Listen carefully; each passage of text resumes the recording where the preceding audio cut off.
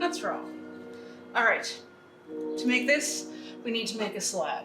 And in order to get a cup shape, we also need to have a template. What I have here is just a paper cup. I've cut the bottom and the top out, and now, as you can see, here's our cup shape. So, when we cut it open, we have a curve here and a curve on top. That's our cup shape, so that when we put it together, we're wider at the top, tighter at the bottom, pretty much your average cup. Okay, so first thing we need to do is get ourselves a slab. Probably a little more than we need. Flatten this out just a little more using a rolling pin. This is what we call throwing a slab.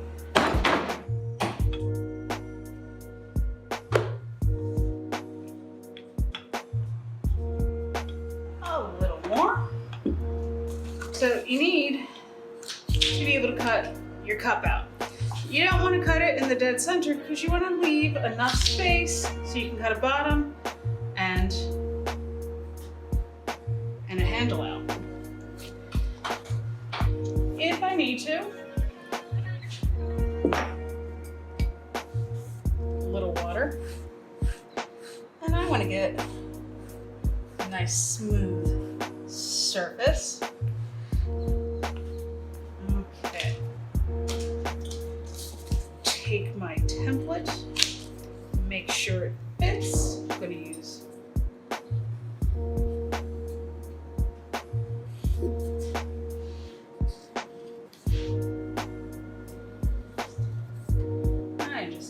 this cup.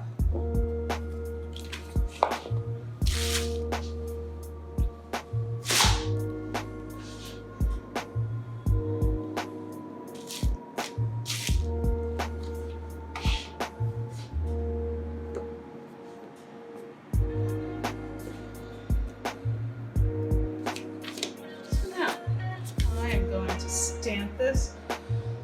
I have many different types of stamps, from store-bought to ones that I made. I admit I'm a little in love with these. These are rollers. I'm just going to roll this over a little.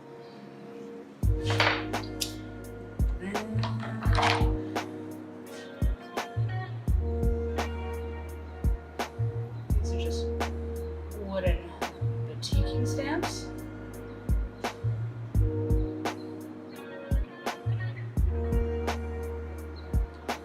One thing, when you're stamping, you don't want to go so deep, like you're squishing a bug, that you end up poking through to the other side. That's why if you notice that I'm kind of wiggling it back and forth as I put it on there, but I'm not really putting incredible amounts of strength into it. It does move a little. Not that corner to do. Something tiny, something fun. Okay, let's do one of my homemade stamps. Notice how I'm rolling over.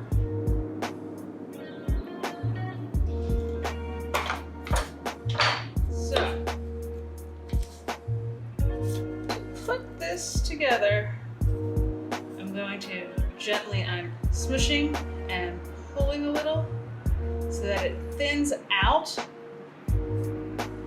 Same on this side.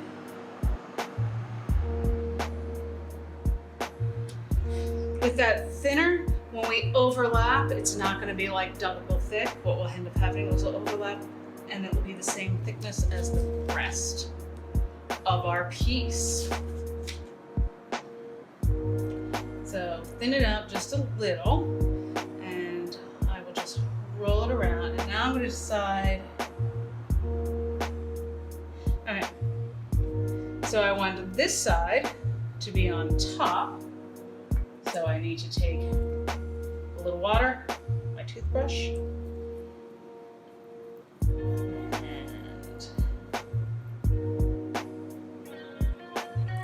since that'll be on top, this side needs a little water and a little scrubbing so that it's created enough slip. And as you see, I use the table to kind of help. I'm supporting it so it doesn't go flat. So, you know, I'm keeping my hole in there. I'm gonna overlap this a little bit. And then I can stand it up. Didn't put too much pressure. That's where you can either use your thumb and smooth it over. I find a nice stick. And what I'm doing is I'm taking the bottom piece, and you see how there's a seam in there, and I am just smushing it over. I want to make sure that I no longer see the line where the two pieces meet. This is why I would do this before we put the bottom on. I'm also keeping my hand underneath so I don't smush it.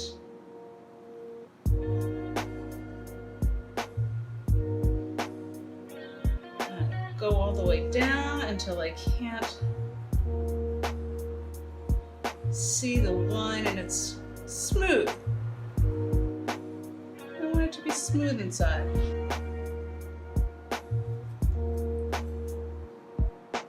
Take that off. I'm putting my hand inside, using the table. My fingers are here. I'm going to pre-stamp right there. Make sure my fingers are underneath, because if not, it'll just collapse and you'll be sad. Now, that way, I know that is all sealed. Now, I need to make the bottom. I'm going to put this onto my, and you notice I'm moving over. I have all this. I can use this for something else. I'm just going to come in here, and I'm cutting ever so slightly bigger.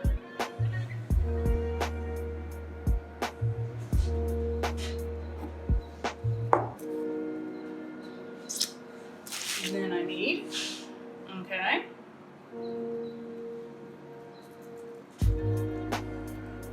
water.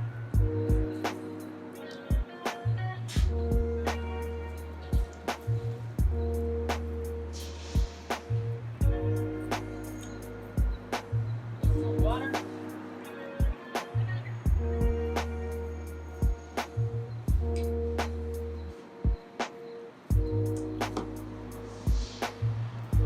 I'll put this, make sure there's a little overlap everywhere. I can roll it over. Gentle tapping. You tap too hard, you'll start to bulge out. You can keep your hand around it. It's always about action and support. And pick it up and turn it.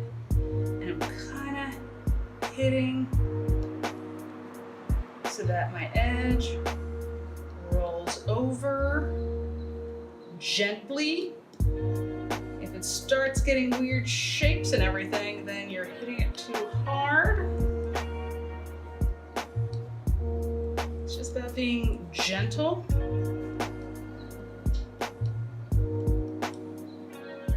I like the look.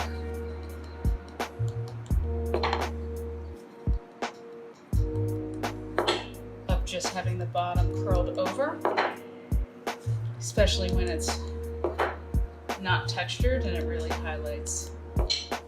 Wonderfully connected.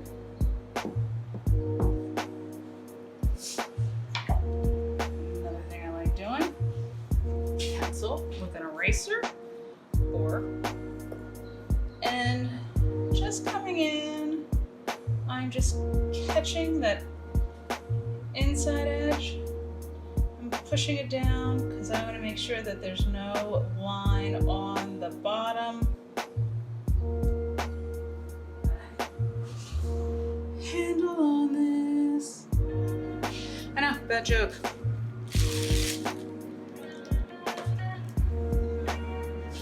I'm just going to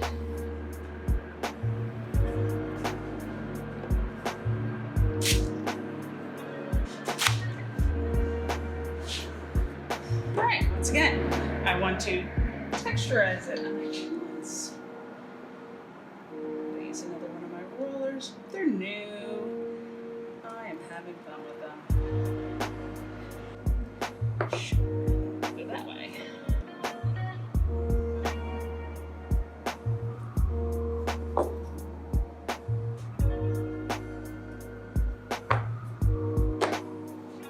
All right. I'm gonna get a little fancy here. This is maybe 2 inches. Tons and tons and tons.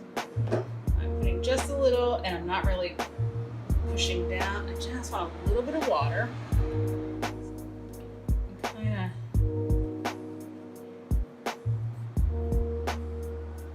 of use my fingers to roll this over. I'm rocking it. If I go too fast,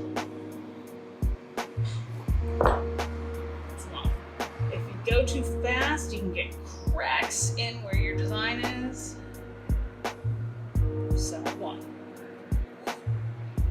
There's a little bit of cracking, but not that much. Now I'm going to go to this side. I'm going to do the same thing.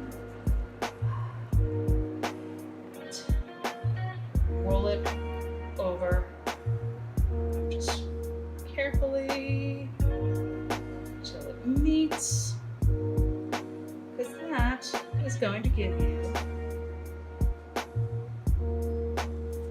a comfortable and pretty handle. Everybody knows what an ear looks like.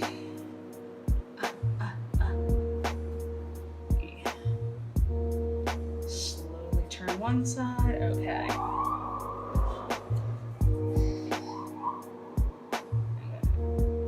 Cut it there. On an angle so that it's a little bigger on one side, and then I'm going to kind of do the same thing, cutting it on an angle on the bottom. Since it's ear shape, see how long that side is? How long that side is. A little water, a little scrub it up done. Water. Scrub it done. Now, I'm a right-hander, so I'm going to put it here so that that is out, and this is the side I would drink from. If you don't want to put a handle on it, don't. You can use it for pens and pencils, ceramic tools. Eyeballing this. That's what I do sometimes.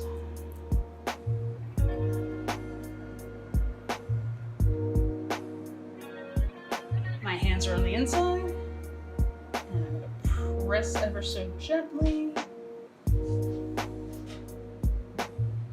See that ear shape? I'm going to stick my hands all the way down at the bottom, where once again I will press gently.